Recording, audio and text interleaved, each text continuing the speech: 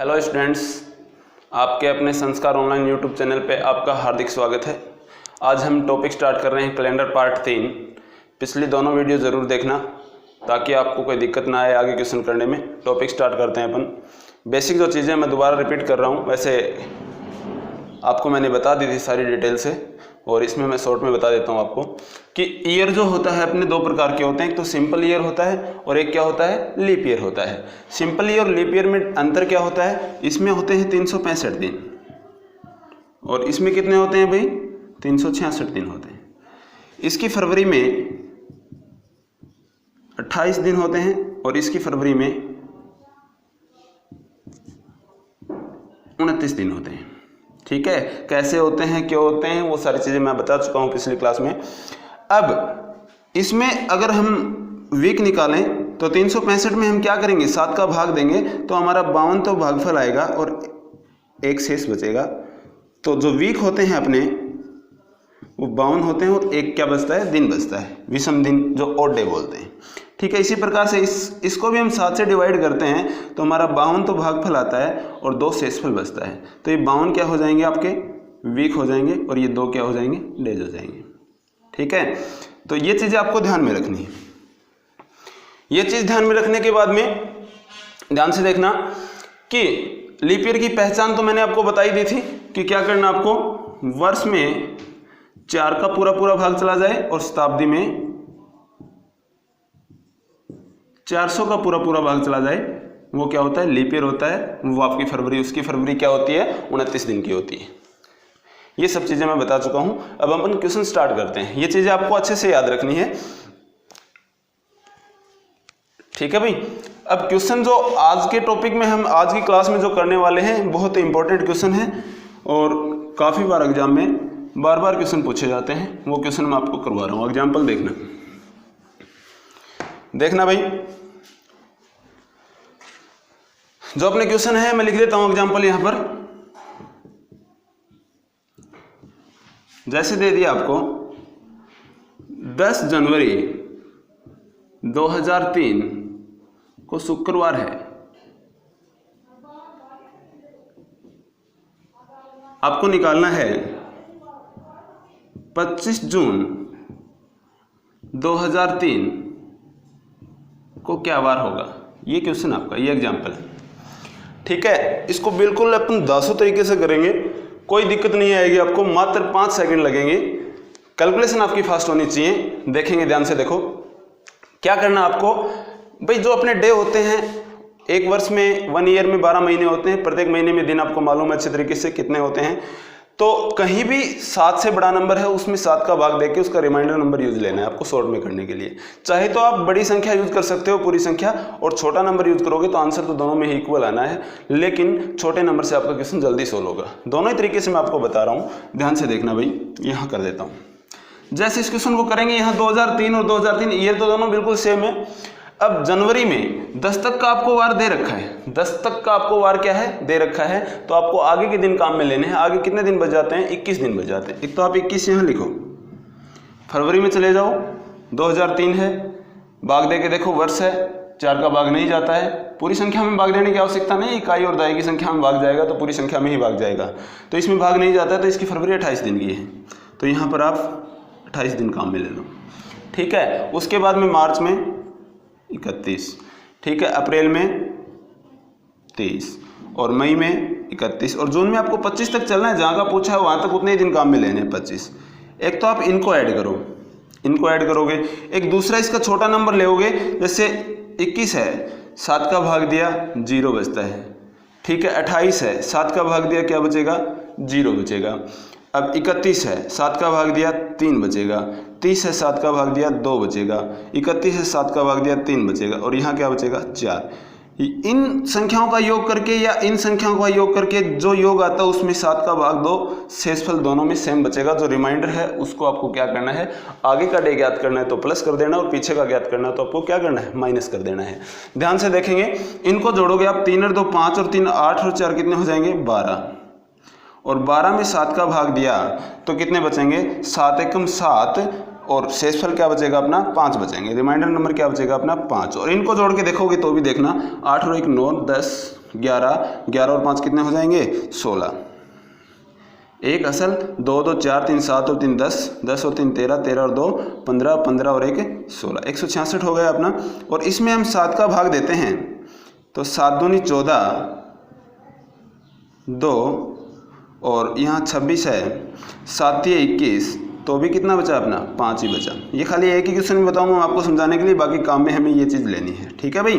तो ये जो 5 बचता है ये आपको शुक्रवार में प्लस कर देना है, क्योंकि जून जनवरी के बाद में आता है। तो शुक्रवार में 5 किलो प्लस करोगे तो शनिवार, रविवार, सोमवार और मंगलवार, बुधवार आपका आंसर आ जाएगा। तो आपका आंसर क्या है बुधवार है। ये क्वेश्चन पिछली वीडियो का, पिछली क्लास का है, खाली समझाने के लिए बताया मैंने आपको, ठीक है। ये क्वेश्चन समझ में आ गया तो आपको इस क्लास के अंदर मैं आपको 2 टाइप करवाऊंगा, बहुत ही अच्छी टाइप है, इंपॉर्टेंट है, ध्यान से देखेंगे। आज की जो करंट में जो अपनी टाइप है जो मैं करवाने जा रहा हूँ उस क्वेश्चन को देखेंगे। देखो ध्यान से देखना, जैसे आपको दे दिया 25 अप्रैल 2004 को सोमवार है, आपको निकालना है 25 अप्रैल 2009 को क्या वार होगा। इसमें 2 टाइप्स हैं भाई अपनी।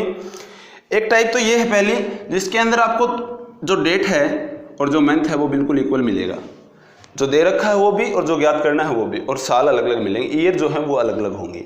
और एक जो दूसरी टाइप है उसमें सारी चीज़ें अलग अलग होती हैं, तारीख भी अलग हो सकती है, महीना भी और साल भी अलग अलग हो सकते हैं। लेकिन जहाँ तक यहाँ तक अपना क्वेश्चन सेम हो जाता है तो उसमें मात्र 5 सेकंड भी नहीं लगेंगे। ध्यान से देखना, देखो भाई कि इसके अंदर क्या करना, आपको ऊपर तारीख सेम है, महीना सेम है, आपको इतना ही करना है कि दोनों के बीच में गैप देखना है। दोनों के बीच में गैप कितना है भाई, 4 और 9 के बीच में 5 साल का गैप है।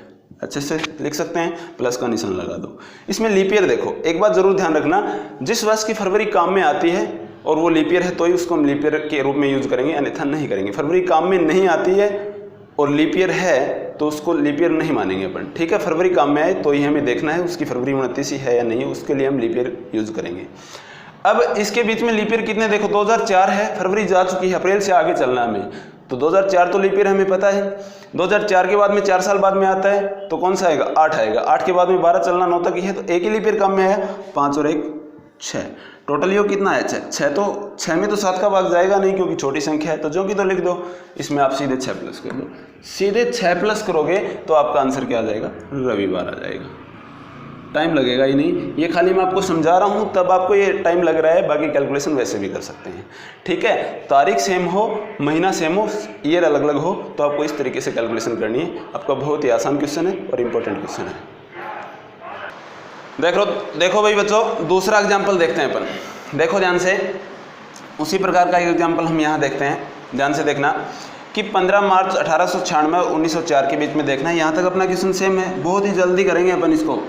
देखना कि तारीख सेम है, महीना सेम है, साल का गैप ही देखना है, यही तरीका बताया था। दोनों के बीच में गैप देखो, अंतर देखो, 96 और 4 के बीच में कितने साल का गैप है, 8 साल का गैप है, यहाँ लिख लो प्लस में। लीप ईयर देखो, अब यहाँ पर जो चीज़ मैंने बताई थी आपको कि जिस वक्त वर्ष की फरवरी काम में आती है उसको लीप ईयर मानेंगे, अन्यथा नहीं मानेंगे, वो चीज़ यहाँ क्लियर हो जाएगी आपकी। 96 है, 96 है क्या लीप ईयर है, इसकी फरवरी काम में आ रही है, नहीं आ रही है, नहीं मानेंगे इसको। अब इसके बाद में 4 साल बाद में 1900 आना चाहिए, 4 साल बाद में 1900 आना चाहिए, लेकिन 1900 तो शताब्दी आ गई, 1900 तो क्या आ गई, शताब्दी आ गई। तो इसका मतलब 1900 में किसका भाग दे के देखेंगे, 400 का नहीं जाता है, तो कब आएगी, 1904 की फरवरी ही लीप ईयर की आएगी। और मैंने बताया था प्रत्येक चौथी शताब्दी ही क्या आती है, लीप शताब्दी आती है। जहाँ 4 साल बाद में शताब्दी आती है जोड़ने के बाद में, लीप ईयर नहीं आता है, वो शताब्दी नहीं होती है, तो वहाँ 8 साल के गैप से फरवरी 29 दिन की आती है। तो वो चीज़ आप ध्यान से देख लेंगे। तो 96 तो है लेकिन फरवरी काम में नहीं आ रही, इसके बाद में 1900 भी नहीं है, 1904 की फरवरी काम में आ रही है। 8 और 1 कितने हो गए, 9, और 9 7 से बड़ा नंबर है, 7 से डिवाइड करो, रिमाइंडर क्या बचेगा, 2 बचेगा, और 2 आपको रविवार में क्या करना है, प्लस करना है। सोमवार और मंगलवार, आपका आंसर क्या आ जाएगा, मंगलवार आ जाएगा। आपका आंसर क्या आ जाएगा भाई, मंगलवार आ जाएगा, ठीक है। इस प्रकार से आपको टाइम नहीं लगेगा, बहुत ही आसान तरीका है, अच्छे से देखेंगे। इस प्रकार की प्रैक्टिस आप भी करके देखेंगे। इस प्रकार से क्वेश्चन करने हैं। इसी के अंदर अगर ये टाइप समझ में आ जाती है तो इस टाइप के क्वेश्चन भी पूछ लिए जाते हैं। ये चीज़ मैं आपको बता देता हूँ। ध्यान से देखो, 2007 का कैलेंडर किस वर्ष के समान है? 2007 का कैलेंडर किस वर्ष के समान है? ध्यान देना बच्चों कि साधारण वर्ष का कैलेंडर हमेशा साधारण वर्ष के समान होता है और लीप वर्ष का कैलेंडर लीप वर्ष के समान होता है। ये बात अवश्य ध्यान रखेंगे, ठीक है। ऐसे क्वेश्चन में हमें विकल्प दिए होते हैं, ऑप्शन दिए होते हैं, उससे हम चेक कर सकते हैं आसानी से कि कौन सा 2007 के कैलेंडर के समान होगा। देखो अब 2002 है, इस ऑप्शन को चेक करते हैं अपन। एक ऑप्शन चेक करके बता देता हूँ, फिर मैं सीधा आंसर बता दूंगा आपको कि आपका आंसर है। ध्यान से देखना कि आप किसी भी महीने की तारीख का वार मान लो अपनी मर्जी से, जैसे 1 जनवरी मान लिया आपने, 15 मान लो, 20 मान लो, मार्च मान लो, मई मान लो, 2002 पहला ऑप्शन चेक करें 2002 रख लो और सोमवार रख लो। ये आप चेक कर लेना ऑप्शन में। अगर 2007 साधारण सिंपल ईयर है तो आंसर भी सिंपल ईयर में ही होगा। लीप ईयर अगर कोई होता है तो उसको सीधा ही गलत कर दो, वो आंसर नहीं हो सकता अपना। अब 2007 का निकालेंगे। अगर वार सेम आता है तो हमारा कैलेंडर बिल्कुल समान है, और नहीं आता है तो आंसर नहीं होगा अपना। तो देखो हमने ये तरीका सीखा था, मंथ यहाँ तक सेम हो गया अपना, और कितने साल का गैप है यहाँ पर? 2 और 7 में 5 साल का गैप है। लीप ईयर देखो 2 के बाद में 4 आएगा, 4 के बाद में 8 आएगा, चलना 7 तक है, 5 और 1 6, और सोमवार में 6 प्लस करते हैं तब सोमवार थोड़ी ना आएगा, नहीं आएगा। इसका मतलब ये आंसर तो नहीं हो सकता। और कोई भी ऑप्शन एक उठा लो दूसरा। अगर 2002 की जगह आप 1 रख सकते हो, 1 को देख लो। इसी प्रकार से गैप देखो कितने साल का हो गया? 6 साल का। लीप ईयर कितने हो गए? 1 ही है, 6 और 1 7, 7 में 7 का भाग दिया, शेष 0 बचेगा। 0 का मतलब हमेशा सेम डेज होता है, तो इसका मतलब यहाँ भी सोमवार आ गया आपका। सोमवार आ गया तो आपका आंसर यही होना है। बाकी 2 ऑप्शन हमने छोड़ दिए थे 1998 और 1995, वो आंसर नहीं होंगे, आप चेक करके देख लेना। तुम्हारा राइट आंसर क्या होगा? 2001 ही होगा। देखो दूसरी टाइप पे अपन चल रहे हैं। देखो ध्यान से, दूसरी टाइप हमारी क्या है जिसमें सारी चीज़ें अपनी क्या है? अलग अलग हैं। तारीख भी नहीं मिल रही, महीना भी नहीं मिल रहा, साल भी नहीं मिल रही। इसके अंदर जो हमने पीछे जो भी कंसेप्ट क्लियर करके गए, जो एग्जांपल किए, वही चीज़ काम में आने वाली है। ध्यान से देखो, ऐसे क्वेश्चन के अंदर आपको क्या करना है? दोनों डेट के बीच में थोड़ी सी जगह जहाँ सोल्व करते हो वहाँ जगह छोड़ देना, और उसके बीच में आपको ऊपर वाली डेट लिख लेनी है 20 मार्च, महीना भी ऊपर वाला लिखना है और साल नीचे वाली लिखनी है 2004। ठीक है, इसको 1 मिनट के लिए आप छोड़ दो, इसका सॉल्यूशन कर लो। तारीख सेम हो गया, महीना सेम हो गया, अभी हम निकाल के गए हैं। गैप देखो दोनों के बीच में, दोनों के बीच में अपन गैप देखते हैं तो कितने साल गैप है? 96 और 2004 के बीच में 8 साल का गैप है। ठीक है भाई। लीप ईयर देखो 96 है, इसकी फरवरी जा चुकी है, नहीं काम में लेंगे। 2000 आएगा, 2000 के बाद में 2004 आएगा, क्योंकि 2004 की फरवरी काम में आ रही है। 8 और 2 कितने हो गए? 10, 10 में 7 का भाग दिया, कितना बचा हमारा? 3 बचा। और ये 3 आपको रविवार में प्लस करना है, क्योंकि कभी भी आगे का वार ज्ञात करना हो तो आपको प्लस करना, और पीछे का ज्ञात करना हो तो माइनस करना है। तो रविवार में आप 3 प्लस करोगे, सोमवार, मंगलवार और बुधवार। हमारा यहाँ आंसर क्या आ गया? बुधवार। और हम एक साल के क्वेश्चन निकाल के गए थे, इसमें भी स्टार्टिंग में एक एग्जाम्पल मैंने समझाया था। इसका हमारा कोई काम नहीं है, अब इससे ही आंसर निकाल देंगे। मार्च में कितने दिन बच गए? 31 दिन होते हैं, 20 तक हमने आंसर निकाल लिया, 11 बचे। 11 में 7 का भाग दिया, 4 बचता है। ठीक है। अप्रैल में 30 दिन होते हैं, 7 का भाग दिया, 2। छोटा नंबर लिखना है, 7 से डिवाइड करके, बता दिया था मैंने आपको। मई में कितने दिन होते हैं भाई? 31 3। जून में 30 2, और जुलाई में 31 3, और अगस्त में 15 तक ही चलना है। और 15 भी 7 से बड़ा नंबर है, 7 का भाग दिया, 1 बचता है।